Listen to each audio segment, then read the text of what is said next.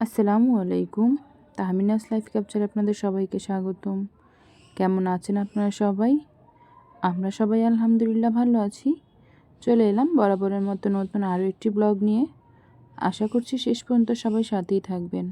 অনেক দিন বেড়ানোর পরে চলে এলাম নিজের চিরচেনা সেই রুটিনে। তো রাতে রান্না দিয়ে আজকে ব্লগটা আমি শুরু করছি। আর খুব সিম্পলভাবেই রাতে রান্নাটা সেরে নিচ্ছি। এখানে আমি কিছু চিকেন ধুয়ে কেচে মশলা দিয়ে মেখে রেখেছিলাম। হলুদের গুঁড়া, মরিচের গুঁড়া, আদা রসুন, লবণ, অল্প পরিমাণের একটু লেবুর রস আর গরম মশলার গুঁড়ো দিয়ে অনেকটা সময় আমি মেখে রেখেছিলাম। তারপরেই তো ভেজে নিচ্ছি। আর চুলায় গ্যাস নেই বললেই চলে আর কি। গ্যাসের খুব খারাপ অবস্থা, এখন আমাদের এখানে গ্যাস থাকেই না। আর এই তো চিকেনটা পাশের চুলায় দিয়ে আমি এখানে কিছু শাক ভাজি করে নেব। আর আজকে আমি কলই শাক ভাজি করব। আর এই কলই শাকটা না আমার কাছে একটু গরম গরম ভাজি করে খেতে ভালো লাগে, তাই খাওয়ার আগ মুহূর্তেই আমি এই শাকটা ভাজি করতে এসেছি। তো এখানে আমি কিছু পেঁয়াজ আর বেশ কিছু কাঁচামরিচ তেলে হালকা করে ভেজে নিয়েছি। তারপরেই তো আগে থেকে ধুয়ে কুচিয়ে রাখা শাকগুলো আমি এখানে দিয়ে দিচ্ছি।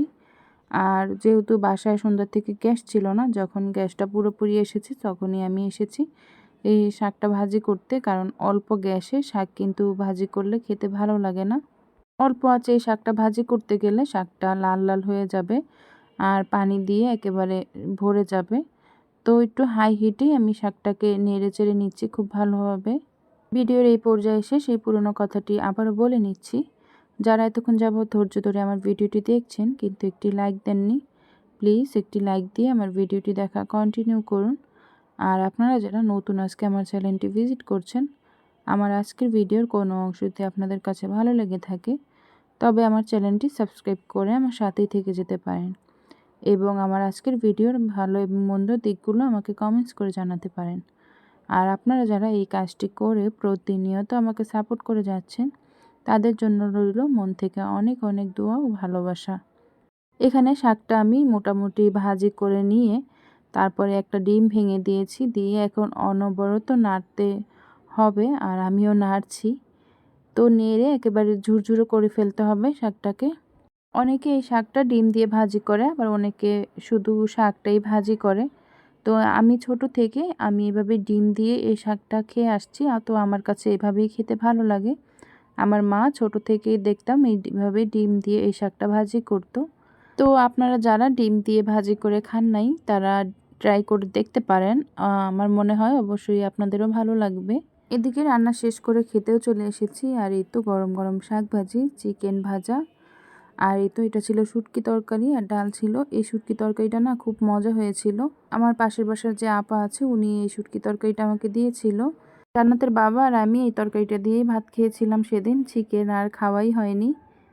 তারপর এই তো এটা হচ্ছে সন্ধ্যার পরে। তো সন্ধ্যার পরে মা এসেছিল বাসায়, আর উনি আসার সময় আমাদের জন্য একটা পিৎজা নিয়ে এসেছিল।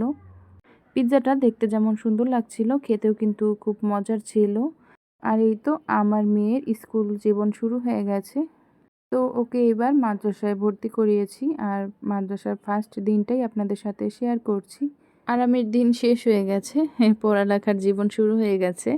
তো মেয়েকে প্লেতে ভর্তি করিয়েছি। আমি বাসায় তেমন পড়ার কোনো চাপ দেইনি এতদিন। ছোট মানুষ, আমি যদি আগে থেকে ওর ভিতরে পড়ালেখা নিয়ে একটা ভয়ভীতি ঢুকিয়ে ফেলি তাহলে হয়তোবা মাদ্রাসায় গিয়ে সে বসতে চাইবে না, পড়ালেখা করতে চাইবে না। এর জন্য আমি আর বাসায় ওকে ওইভাবে করে পড়াইনি, ডাইরেক্ট প্লে ক্লাসে মাদ্রাসায় ভর্তি করিয়ে দিয়েছি যে ওর ওর সমবয়সী ছোট ছোট বাচ্চাদের সাথে খেলাধুলায় ও শিখবে। আর আজকে যেহেতু ফার্স্ট ক্লাস তাই ড্রেস বানাতে দিয়েছি, ড্রেস এখনও আসেনি। তো আমার মেয়ের জন্য সবাই দোয়া করবেন। শুধু আমার মেয়ে না, এখানে যতগুলো বাচ্চা সবাই তো নতুন করে পড়ালেখার জীবন শুরু করছে। তো সবার জন্য দোয়া করবেন, সবাই যেন আল্লাহ যেন তাদের মেধা শক্তি বাড়িয়ে দেয় এবং পড়ালেখার এই জীবনটাকে সহজ করে তোলে। তো আজকের জন্য এটুকুই। যারা এতক্ষণ যাবত ধৈর্য ধরে আমার ভিডিওটি দেখছেন তাদেরকে অসংখ্য ধন্যবাদ জানিয়ে আজকের জন্য বিদায় নিচ্ছি। আসসালামু আলাইকুম।